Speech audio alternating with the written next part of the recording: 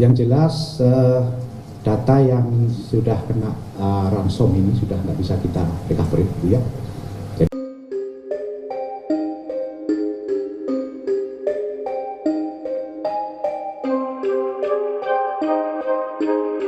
Telkom dalam merecovery gangguan oleh ransomware ya yang terjadi di PDNS 2 Surabaya.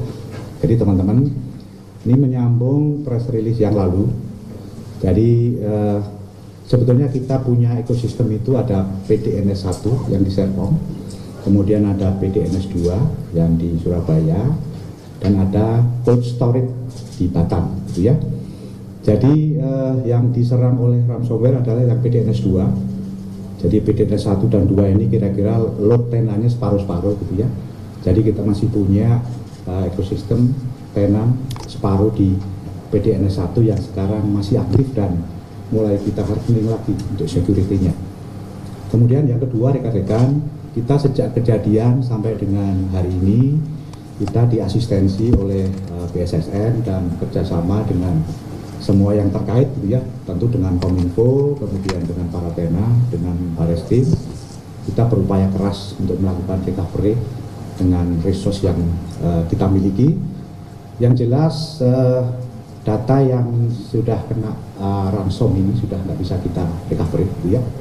Jadi kita menggunakan sumber daya yang masih kita miliki. Yang nomor satu, kita mengidentifikasi ada tenan-tenan yang masih memiliki backup ya, di lokasi Surabaya maupun yang ada di lokasi Batam. Jadi kira-kira jumlahnya 44 tenan. Jadi ini kita masukkan sebagai recovery stage 1 gitu ya.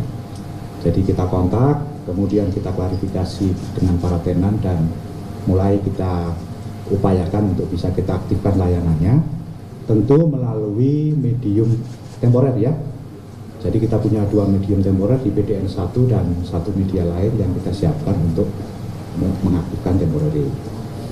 Kemudian kita juga sudah mengkontak seluruh tenan yang terdampak di PDNS 2. Jadi kita kontak satu persatu kerjasama dengan tim Kominfo untuk memastikan apakah tenan ini memiliki backup di lokal atau tidak gitu ya, termasuk situasi layanannya. Dan ini kita sudah lakukan semua. Hasilnya ada beberapa tenan memiliki backup, ada beberapa tidak. Ada beberapa yang tidak aktif dan ada beberapa yang belum bisa diverifikasi ya, dari jumlah itu. Nah nanti stage kedua rekan-rekan, kalau memang ini nggak ada backup, kita akan merebuild ulang ya. Kita siapkan environment yang baru sebagai pengganti PDNS 2 yang sudah kita kunci. Kita setup ulang, kita hardening, kita implementasikan semua aspek security.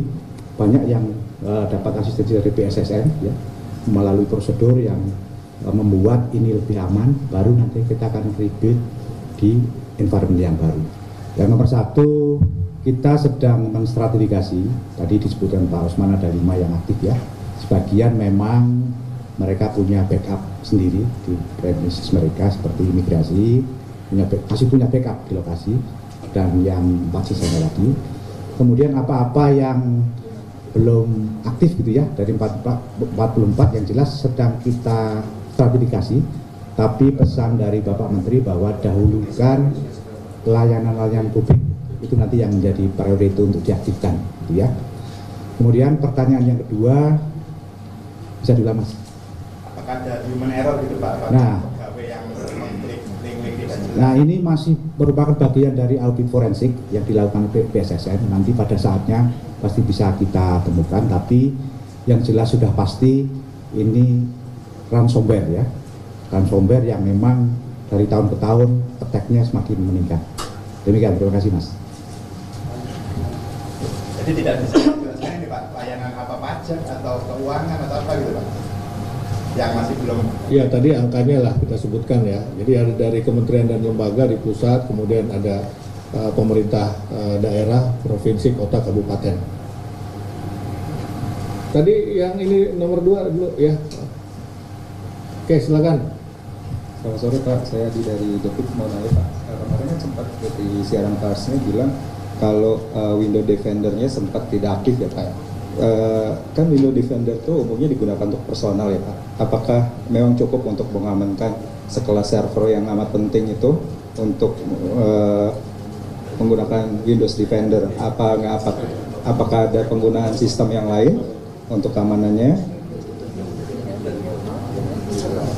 Kemudian yang kedua, dengan menggunakan Windows Defender itu kan artinya Pusat Data Nasional ini memakai Windows ya Pak. Banyak orang yang menilai bahwa Windows itu tidak aman untuk sebuah server gitu, lebih aman untuk Linux. Nah, tanggapan Bapak sendiri seperti apa? Terima kasih. Oke, baik rekan-rekan, yang pertanyaan terkait dengan Windows Defender ya. Terserang ini banyak aspek yang masih kita sisir gitu ya. Sebetulnya mana yang proper, mana yang tidak. Jadi mohon maaf saya belum bisa menyampaikan secara detail mana-mana yang ini proper, mana yang tidak.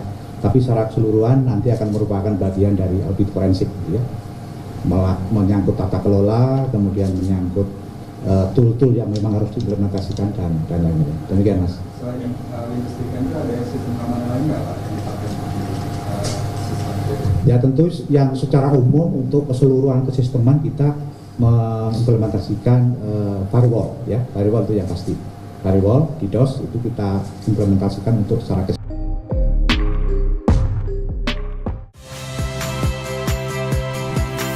Saya Valeria Bella. Saksikan program-program Kompas TV melalui siaran digital, pay TV, dan media streaming lainnya. Kompas TV, independen, terpercaya.